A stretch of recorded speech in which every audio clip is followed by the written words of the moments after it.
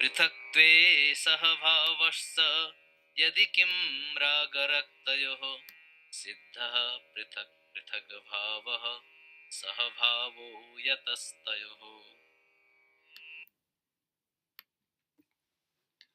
pṛthaktve saha-bhāvas yadi kim rāga-raktayoḥ siddhaḥ pṛthak-pṛthag-bhāvaḥ saha-bhāvas tatas tayoḥ. MMK chapter 6 verse 6. If, again, where separateness prevails, there is coexistence, how is there established separate existence of redness and reddened one, and then, on those grounds, coexistence of those two? So again, on the face of it, this is a rhetorical question with an ontological point. It has an ontological purpose or an ontological purport. It's about how two things can be established as separate, and once they're established, then how can they coexist? So on the face of it, it's refuting the opponent's argument, because for him, if redness, the emotion, and the reddened one, the emotional person, if they exist separately and that separate existence is established, the word is siddhaḥ, established. In the opponent's lexicon, siddhaḥ, established, or prasiddhaḥ, which is siddhaḥ with the emphatic prefix pra, which means going forward, or just for emphasis. So I translate that as substantiated. So if the separate existence of redness and the reddened one is established, then there can't be coexistence. See, that's an ontological discussion where non-emptiness prevails, where separate existence prevails. Like in a scientific worldview, if the psychophysical unity that's studied as the subject is separate from emotion,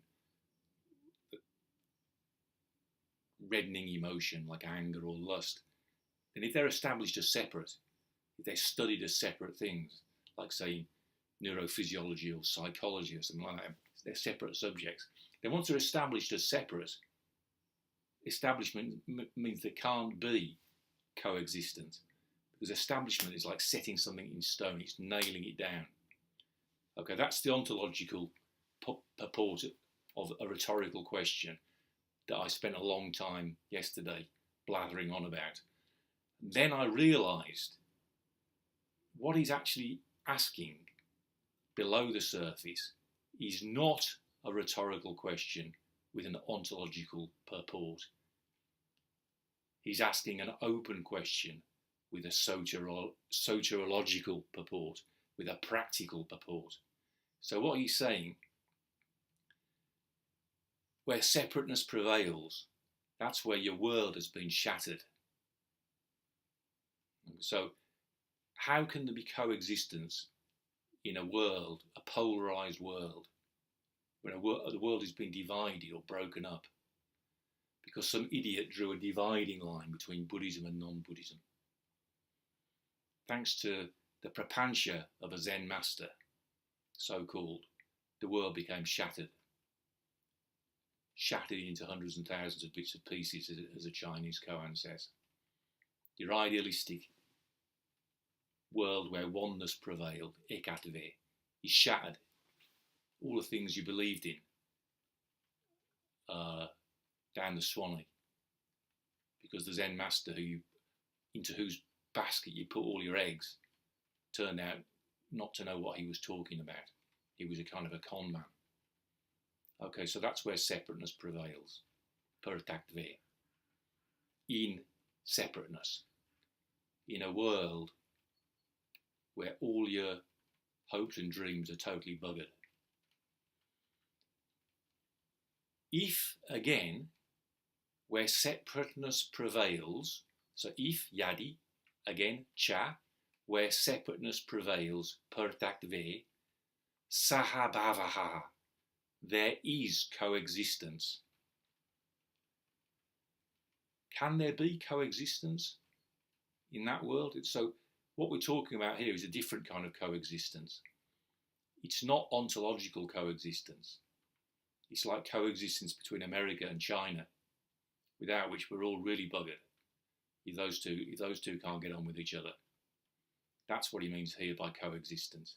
So saha-bhāvaś, at the level of ontology, yeah, we can discuss whether coexistence is possible or not. But at the level of soteriology, in practice, we better bloody well get on with each other. The West and the East, America and China, Britain and Japan. I think that's what he's suggesting. Okay, so that's what the question he's asking. If, again, where separateness prevails, there is coexistence, how is there established? How, kim, is there established siddhaḥ? How is there established separate existence, pṛthak-pṛthag-bhāvaḥ? So pṛthak-pṛthag means separate by separate, one by one, separately. So bhāvaḥ means existence or existent thing or thing. So pṛthak-pṛthag-bhāvaḥ,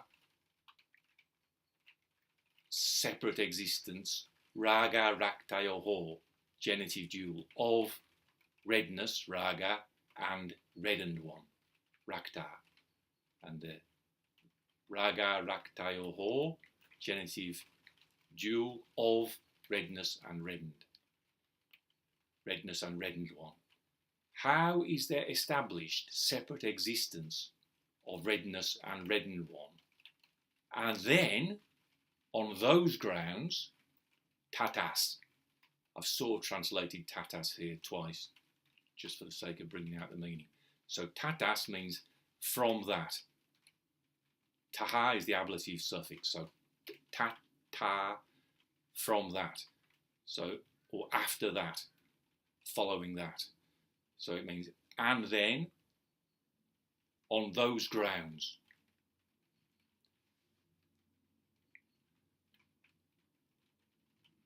How is there established, kim siddhaḥ, separate existence of redness and reddened one, rāga-raktayoḥ, pṛthak-pṛthag-bhāvaḥ, and then, on those grounds, tatas, coexistence of those two, saha-bhāvaś tayoḥ, saha-bhāvas tayoḥ, saha-bhāvaḥ, coexistence, tayoḥ, genitive dual of that. So tayoḥ, of those. How is there established separate existence of redness and reddened one, and then, on those grounds, coexistence of those two? Okay, so the open question, if we're talking about, let's say, America and China, how is there established separate existence of America and China? Okay, they're established as different entities by, let's sinology and, American studies, whatever. Of course, the whole basis is that they're separate, or geographically, there's the dividing line of China, the Great Wall and so on, and the South China Sea, and there's America, studied in American studies departments, and there's border with Canada and Mexico. So once that's been established, if we're talking ontologically, we say, well, there's no borders actually. Everything is one. Those are just convenient fictions, the separate existence of China and America. But below the surface, this is suggesting once two things have been established as separately existing, how then can there be coexistence of them? How, in other words, can they not be at bloody war with each other? That's the practical question. But he's not talking about geopolitics here. He's talking about redness and the reddened one. That's why I used not the word cooperation, but companionship in the previous verse. Because thinking about it, how once the world has been shattered into a million pieces, and then you've got people telling you that you, the heretic, Mr. Angry, you know, you can come back. How about this as a proposal? Mr. Angry can be readmitted into Dorgen Sangha. You should laugh rather than cry, really. I should go to Edinburgh and do a show about my experiences of being the heretic in a Zen Buddhist cult. But James Cohen made a proposal that I'm having sort of made a kind of a show of as Nishijima Sensei's legal representative, that I was officially booted out of Dogen Sangha, a community, by the way, which I never actually joined because I predate my service of Nishijima Sensei predated the establishment of Dogen Sangha, so I never actually joined it. But anyway, it was decided that I should be expelled from it, and I remember James Cohen saying, "Get thee gone," you know, making a bit of a performance of booting me out. But then, because he wanted to show his compassion, he said his proposal was that I should be readmitted into Dogen Sangha, despite my heretical behaviour and disagreeing with Sensei, if I underwent a course of psychological counselling or psychotherapy, to address my evident redness, the emotional problems and psychological issues and so on. Now I knew Nishijima Sensei's teaching well enough to know that he didn't approve, just as Madhuri Bala didn't approve of necessarily of psychotherapeutic approaches, because they're partial, they're one-sided, whereas Alexander work or sitting practice is total. So if you've got a psychological problem, the whole point is to deepen your understanding of sitting meditation. And that's the solution to the problem. Dukkha pariyanta karma. Action, karma, action that puts an end to suffering. That's in MMK chapter 24. There may be a time and a place for psychological counselling, but it's a little bit shallow and demonstrates a certain irony, really, that the Dharma area of Nishijima Sensei should be suggesting that psychological counselling would be the way to go, rather than dropping off body and mind, really understanding more deeply the meaning of dropping off body and mind in Zazen. So this is to see how I'm understanding in practice. The world's been shattered. In that situation, there can be coexistence. There is coexistence. How is that coexistence established when it's been the separate existence of redness and reddened one? I mean, that's been the problem since I used to go red on the bus. It's in a shattered world, in a world where everything's separate, and you're searching, a teenager's searching for his personal identity. It does seem to be established that here am I with my problem, Mr. Angry and anger, or the embarrassed one, the blusher, and chronic blushing. It's a medical problem, chronic blushing. So the question I'm suggesting is an open question. How, when those kind of problems seem to be established, you've got the victim of mental health problems and you've got the problems. How on those grounds, on that basis, how after that can there be coexistence of the two? Now, if you understand the question like that,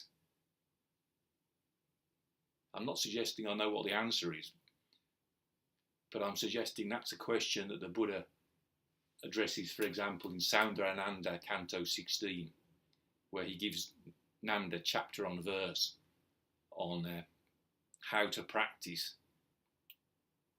in a way that's not incompatible with your strengths and weaknesses. So there's that kind of practice. It involves cooperation, absolutely, as we've just said. Atma samyamakam chetaha paranugrahakam chayat maitram. The mind of a friend to restrain oneself and benefit others. That's the bodhisattva vow. To cross all other living beings over first before you cross over yourself. Sadharmas, that's the dharma. Tadbijam, that's the seed. Palasya pretyachehacha, that's the seed of fruit hereafter and fruit here and now. So the answer might have to do with that kind of bodhisattva mind to help others. Even though self and others is a convenient fiction, still the bodhisattva mind is to help others before yourself.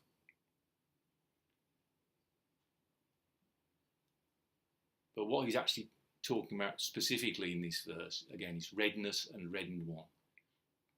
And again, in Saha-bhāvas, Canto 16, the Buddha talks about how to train the mind, how to meditate, how to practice bhavana, cultivation, meditation. When the mind is, for example, lazy, or inflamed by lust, inflamed by anger. And so anger might be the interesting one, the Mr. Angry, as I've been called, and anger. So what does the Buddha tell Nanda in connection with that? He says, when the mind's inflamed by anger, one should practice friendliness. And then he says, see, when I first read the verse, I couldn't understand it because it didn't really make sense on the basis of my own practice. But he said, first of all, svapaksha, directed svapaksha. Sva means self, and paksha means side, part. Well, it means wing first. So svapaksha, one's own wing. So I thought, well, does it mean one's own group? But no, it means to oneself. Saha-bhāvaś, it didn't make any sense to me because, dropping off body and mind, the point is you forget yourself. But here the Buddha seems to be saying you direct friendliness in the first instance towards yourself and then radiate it out. And it's a teaching on the basis of conventional truth.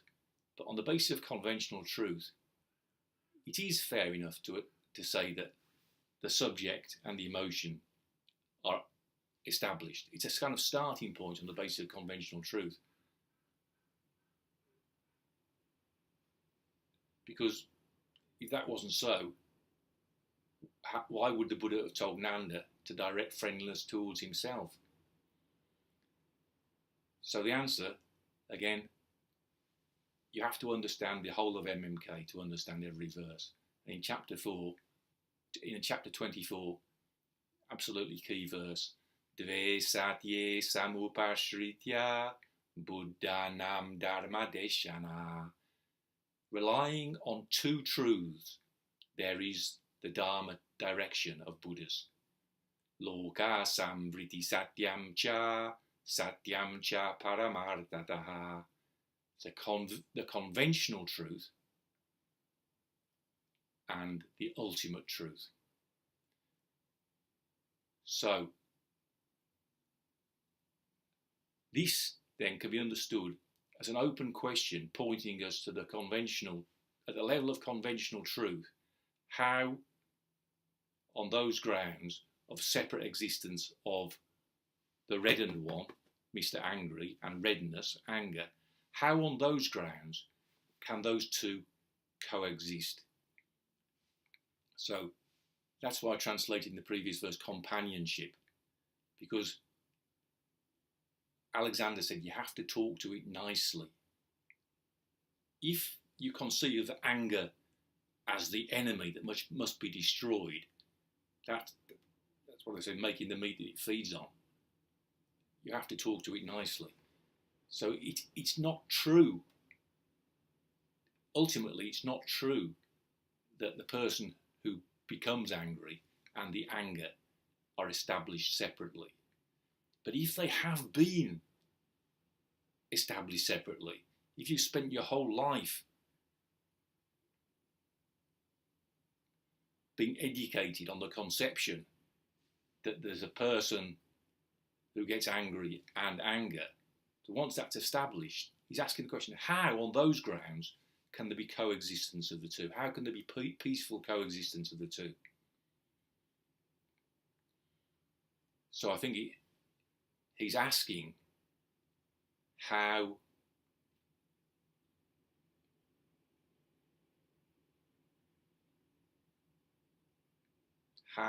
in practice we can deal with our emotions. How does a Zazen practitioner deal with his or her emotions? And again, that is the question which the Buddha addresses in Soundarananda, Canto 16.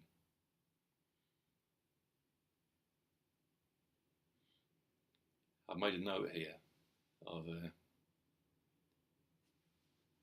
a verse in that canto that I wanted to quote. And it says, having duly explored pariksha. Pariksha is absolutive of pariksh, as in the chapter titles. Pariksha means exploring. Pariksha means having explored. So, having duly explored, or having duly looked into the time and place, as well as the extent and method of one's practice, one should, reflecting on one's own strength and weakness, persist in an effort that is not inconsistent with them. Soundarananda, Canto 16, verse 52. पृथक्त्वे saha-bhāvaś yadi kim rāga-raktayoḥ siddhaḥ pṛthak-pṛthag-bhāvaḥ saha-bhāvo yatastayoḥ. Pṛthaktve saha-bhāvas yadi kim rāga-raktayoḥ siddhaḥ pṛthak-pṛthag-bhāvaḥ saha-bhāvas tatas tayoḥ. Just wanted to make that clear that in the recitation we just heard from bodhisvara.com by Kashinath Nyalpane, the penultimate word is not tatas but yato. Yatas. And so saha-bhāvas goes to saha-bhāvo. But in the amended version, it's saha-bhāvas tatas tayoḥ.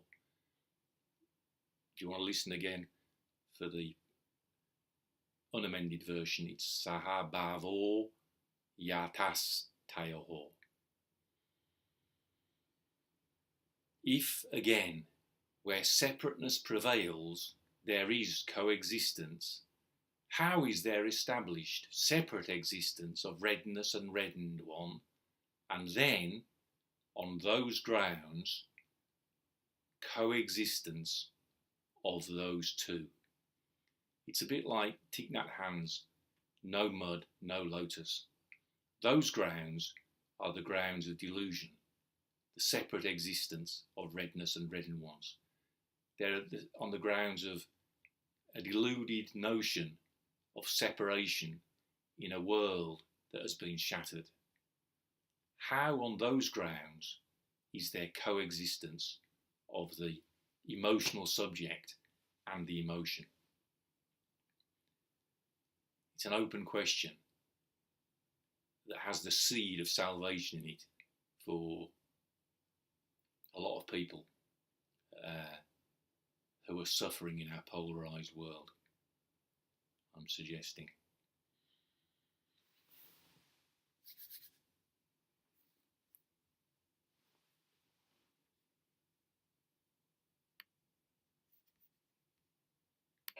पृथक्त्वे saha-bhāvaś yadi kim rāga-raktayoḥ siddhaḥ pṛthak-pṛthag-bhāvaḥ saha-bhāvo yatastayoḥ.